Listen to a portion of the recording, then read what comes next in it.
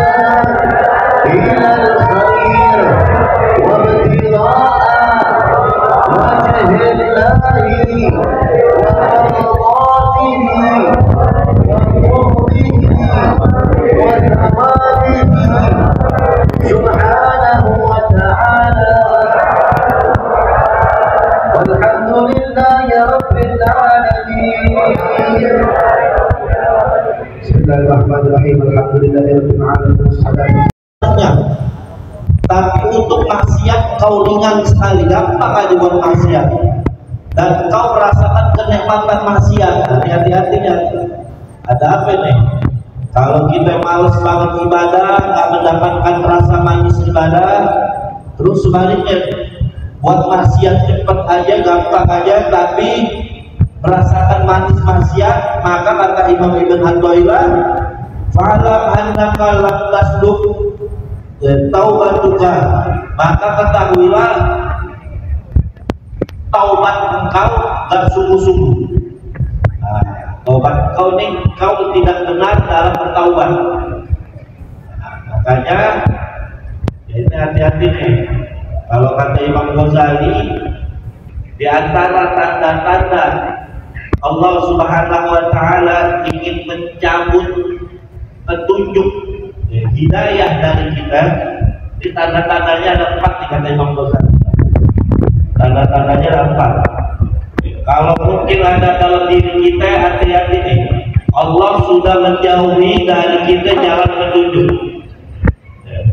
Padahal selalu kita minta dalam sholat, ihdinas siratal mustaqim. Ya Allah, berikanlah kami petunjuk, berikanlah ihdinas siratal mustaqim, berikanlah kami jalan yang lurus.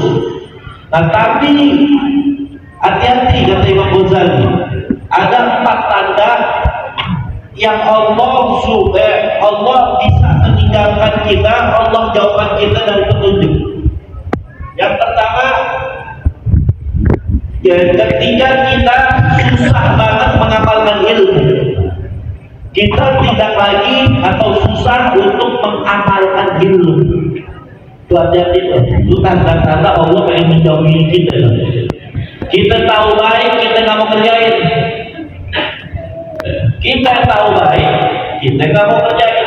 Kita tahu nih majelis ilmu pahalanya besar, pahalanya besar. Duduk di majelis ilmu itu pahalanya besar, lebih afdal daripada sholat 1000 sholat sunnah. Itu karena nggak sholat sunnah 1000 rakaat.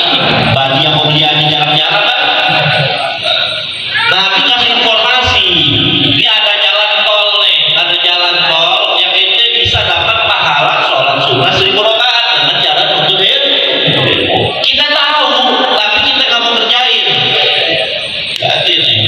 sampai Petamburan bukan ngaji nongkrong.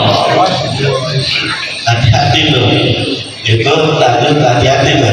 Ya, ketika kita berat tidak mau mengamalkan ilmu, itu yang pertama. Kita tahu ini halal tapi kita bilang haram. Kita tahu ini haram tapi kita bilang halal. Kita tahu hak tapi kita bilang batil. Kita tahu batil tapi bilang hak. Kita tahu kebenaran tapi bukan diambil kebenaran, malah cari-cari pembenaran. Itu tuh. Hati-hati tuh. Dia boleh pintar tapi dia nggak jadi orang benar. Nah, ini tanda Allah sudah mulai menjauhi. Itu tandanya tuh yang pertama tuh. Yang kedua, tanda-tanda Allah menjauhi dari diri kita yang jalan petunjuk apa?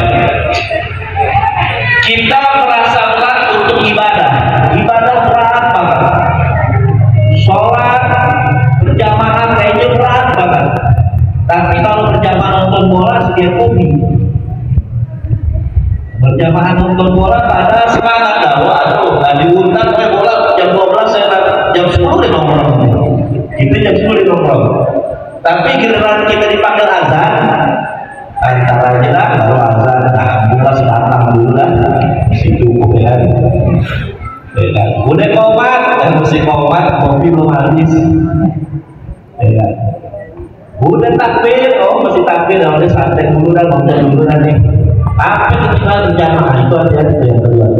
Itu berat kita untuk beribadah. Itu tanda-tanda Allah Subhanahu Wa Taala menjauhi petunjuk dengan kita.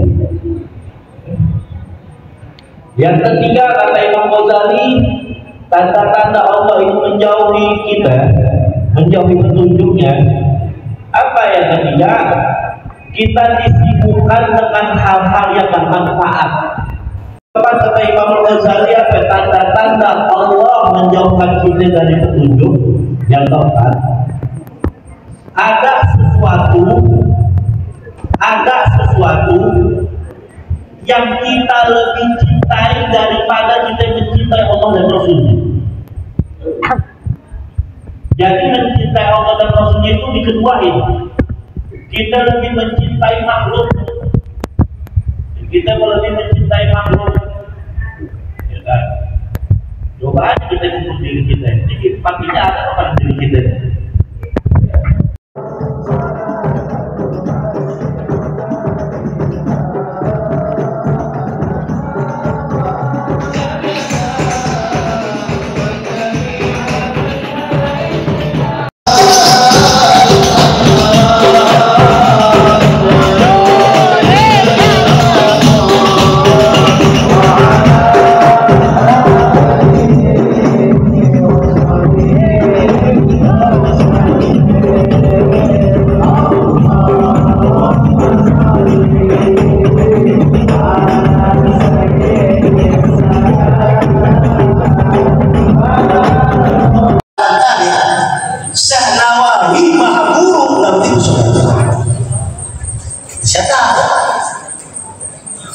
Kenapa? Sebab kalau kita maaf, saya nggak punya ilmu.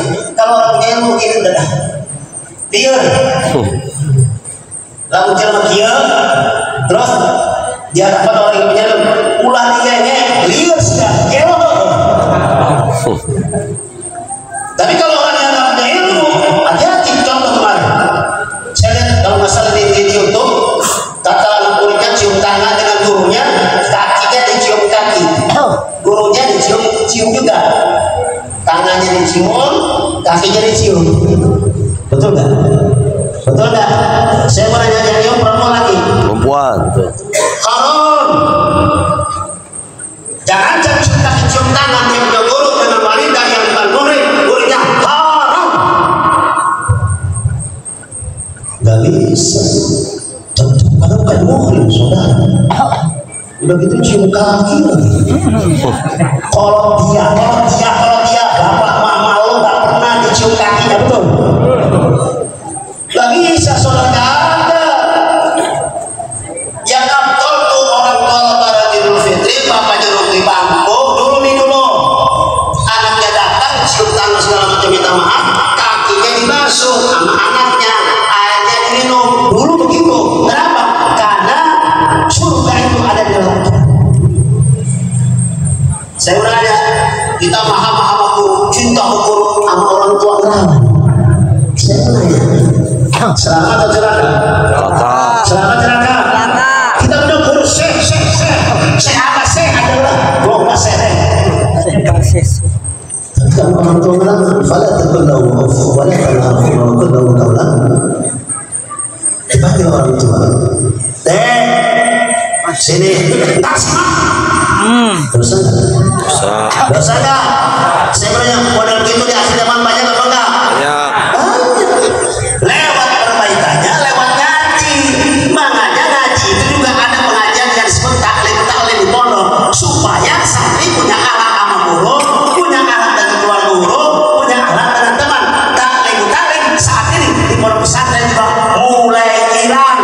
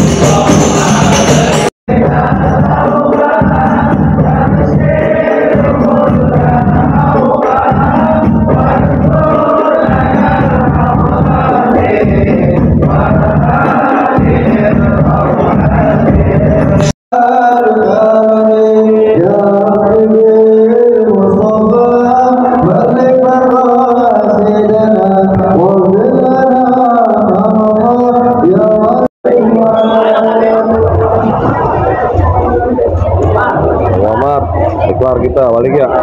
Balik apa ngopi dulu bang? Ngopi dulu.